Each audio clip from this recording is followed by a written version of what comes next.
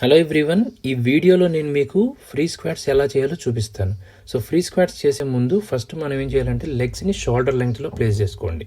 And next హ్యాండ్స్ని as per your comfort మీరు ఎలా ప్లేస్ చేసుకున్నా పర్వాలేదు.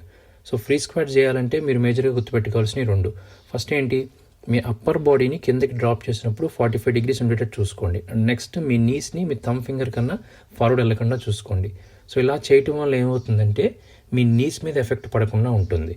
సో ఇన్ కేస్ మీరు బిగినర్ అయి ఉంటే కనుక డైరెక్ట్గా ఈ ఫ్రీ స్క్వాట్స్తో స్టార్ట్ చేయకూడదు. ఫస్ట్ ఏం చేయాలి, ప్రీవియస్ వీడియోలో చూపించినట్టు వాల్ స్క్వాట్ విత్ 45 degrees చేయాలి. అండ్ సెకండ్ ప్రోగ్రెషన్ వచ్చి వాల్ స్క్వాట్స్ విత్ 90 degrees చేయాలి.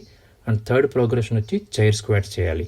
ఇట్లా ఈ 3 exercises ప్రాక్టీస్ చేసిన తర్వాతే మీరు ఈ ఫ్రీ స్క్వాట్స్ చేయాలి. ఇన్ కేస్ మీరు బిగినర్ అయి ఉంటే కనుక 2 sets చేయండి. ఈచ్ సెట్ 10 to 12 reps చేయండి. సెట్కి మధ్య 30 to 45 seconds గ్యాప్ తీసుకోండి.